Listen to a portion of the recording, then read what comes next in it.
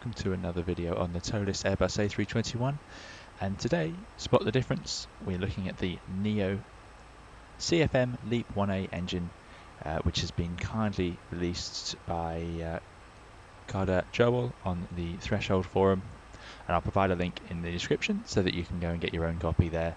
But it's an excellent freeware mod done for the ToLiss A319 and 321, which you can do yourself following the instructions in the manual. It does take a bit of patience, and you will need to back up your files to make sure you don't lose anything. But it's pretty clear instructions. I've never done any modding before, just installing liveries, and even I could manage to get it this far. So today we'll have a look at it and have a look at some of the features it brings us just from an external perspective. There's no performance change, but it has some really nice visual parts to it. As always, I am a real-world Airbus pilot, but what I show today is just going to be to give some extra perspective on your home simulations, and nothing will be for any real-world use. So let's get started. So first we'll do a quick walk around just of the engine on the outside. Those of you who've seen V1 stream will already have seen a lot of this, but just if you haven't, here we go. We obviously can notice the much larger fan diameter, which gives us this really tall engine, and the engine pylon seems to go up higher than it would in the traditional IEE engines or CFM engines, as it keeps the engine off the ground. But luckily the Airbus, with its design and these long landing gears, was already tall enough really to accommodate this. You've also got a few extra details on the side of the engine, so we'll zoom in a little bit. The designer Cardajowol has done an amazing job with the details and textures here. As you can see, we've got the little fans for warning, don't go forward of this line, and up here this is the cowl fan flag. So this will actually stick out on these newer engines to show you that these fan cowls, which run here, are not in the secured position. And it's possible to see that, although not for us on the ground here. But it does have little latches underneath that would also be visible. And on the Neos, there's also an ECAM message to make sure, because on the previous types of engine, it's been easy to miss the fact that the fans aren't closed properly. In the front, the big difference is these huge fan blades, as you can see, and they've got this nice curved leading edge, and there's been a great job in the design getting that chrome effect, which they do have.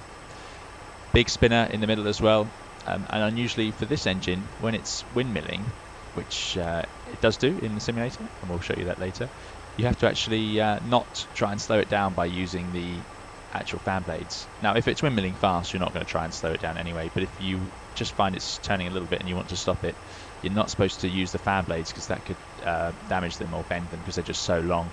So you'd actually hold the spinner to slow it down. You can see that huge bypass ratio. So the core of the engine is just this little silver ring in here that's feeding into the engine, and then all around the edge it just bypasses and heads out the back. It's amazing, amazing piece of design. But yeah, great job. You've got this bulge here where the gearbox attaches, which is the same on both sides, so it's not quite symmetrical, although it's looking from the nose of the airplane on both engines, it'll be on the same side as on this sort of left-hand side of the aircraft, as it were. If we look on the other side, it's a bit hard to maneuver here. We've got the oil tank access door all printed, and what I really like is this sort of staining up here, which is you get on the real engines where the exhaust has been coming out, and I'm sure they're exposed to all sorts of incredible temperatures. So it's a really nice detail there that gives it a good effect. If we go down to the back, just a quick look here, you've got the hot air, so that'll be a turbine that spins probably the N1, and we've got smaller exhaust in the middle, and then you've got the bypass all around the edge. So it's an amazing engine, really, really, really large when you stand next to it, and it looks fantastic. So let's have a look at it running.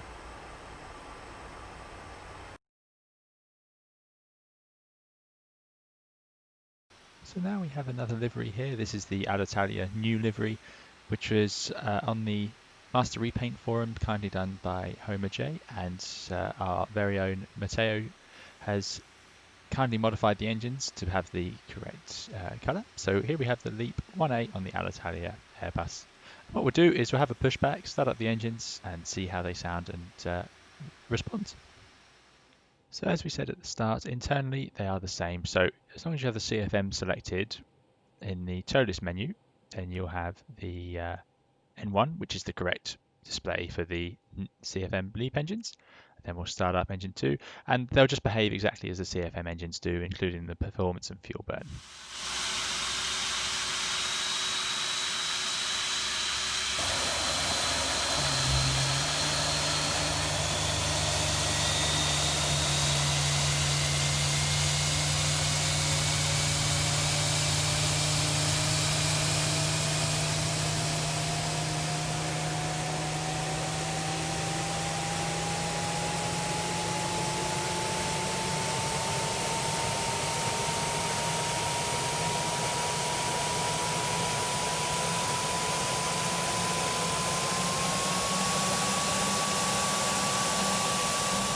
I'll point out is that I also have the Soundpack installed, the Fmod Soundpack. So I'll provide a link to all of these things I'm using in the description. And if you need any help, our Discord server has lots of advice, and people have been working hard to get these things up and running. As I said, primarily your best resource will be the actual guide given to you by Operation the complete. designer Set parking Cardajowol. brake. Something that the Soundpack has captured really well Disconnecting tow. is Stand by. with these LEAP engines, there is a certain moment when the ignition starts that they spool up very quickly, and you get a really nice sort of, it's almost like sounds like a bigger, heavier engine than it actually is, or certainly a bigger aircraft. So we'll try and capture that on this next engine. And for that, we'll go to the passenger view here, and we'll start up the engine.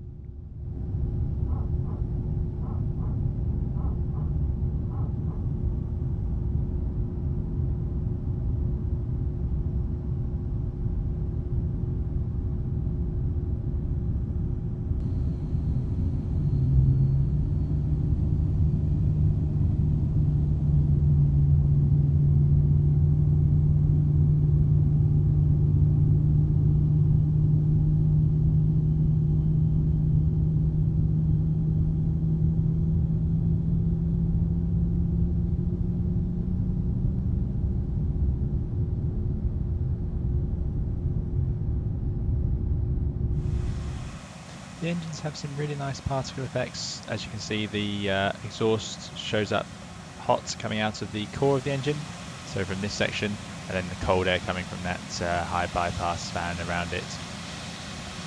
It can be a little bit tricky to spot, but there you go, it's sitting in the exhaust. If I now activate the reversers, you can actually see the design where it blocks the flow of the air from around the engine and then redirects it out the sides. And you get this nice exhaust effect around the edge of the engine as well. So that's a really nice detail, shown really well on this. And if I go back to forward idle, you'll see the reverse doors inside the engine actually open up again. So yeah, really nice.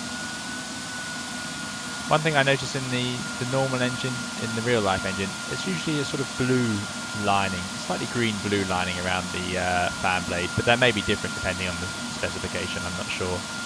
But I've seen a lot with the blue sort of bluey-green lining, which is the abrasion lining around the tips of the fan blades. But there you go, really nice. Right, let's get ourselves underway. The Soundpack has done a great job of capturing the audio as you move around on the apron as well, and I'll just give you an example of that.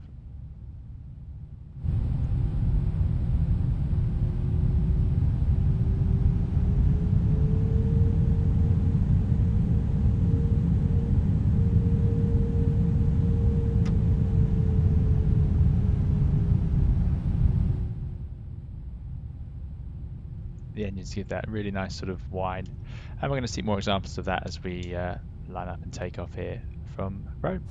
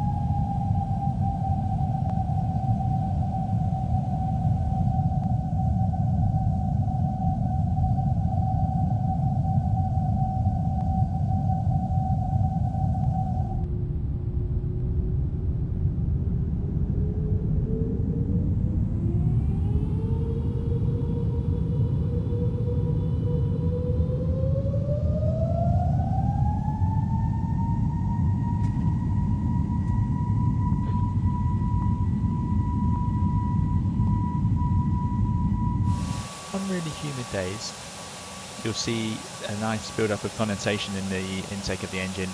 Obviously that's caused by the low pressure, so the engine is sucking in the air, so it creates a low pressure in this sort of intake, and then you get that condensation, which is quite visible, and that's been modelled really nicely here as well.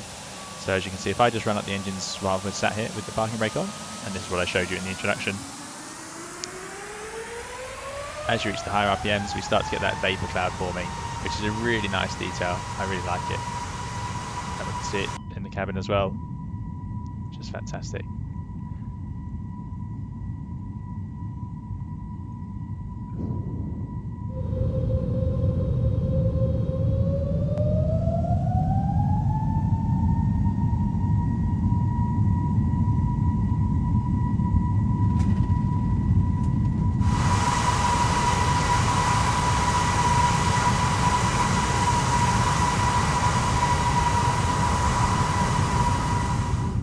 Here we have a landing into London Heathrow, 9 left. It is an auto land, I promise.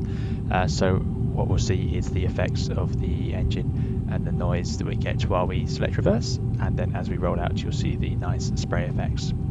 As I talk about just after this clip as well, in fact, the Neo does handle slightly differently in the flare in real life, but the model at the moment is purely just this cosmetic look, but it still looks absolutely fantastic. Even in some of the reflections on the handling, you can see some scuff marks and so on. It's great. So here we go, reverses out and you get that spray coming forwards around the engines.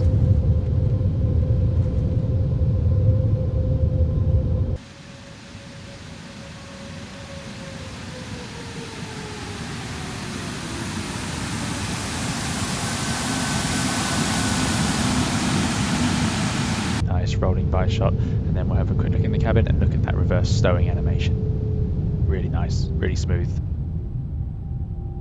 So that's all for today's video on the Neo mod. It's just a little visual addition, which I think is really nice. There's lots of software, which I've talked about in some of my live streams, that the Real Neo aircraft has differently. So it has a few different flight control laws. It handles things like ground speed mini slightly differently, which I have video out, which describes what that actually is. And it also handles slightly differently with these large fans on the front of the engine compared to, for example, the IAE engine.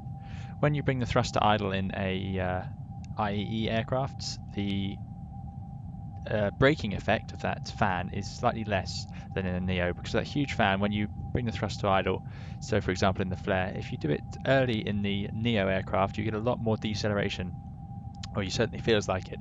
So you have to be careful not to reduce the thrust too early, otherwise you'll end up with that big braking effect, which can cause a lot of sink. So it does have some differences. It does handle slightly differently for the pilots, but overall they're much quieter. They burn less fuel, which is great. They're quieter for people on the ground as well as us in the aircraft. So they are a really, really nice advancement, and they obviously just look great. That's all for today then, so there'll be more videos to come. I'm planning on using this Neo mod in some live streams coming up in the future. Hopefully we'll see some full performance updates as well for Neo aircrafts, and we can use those. Otherwise, thank you very much for watching, and see you again in another video soon.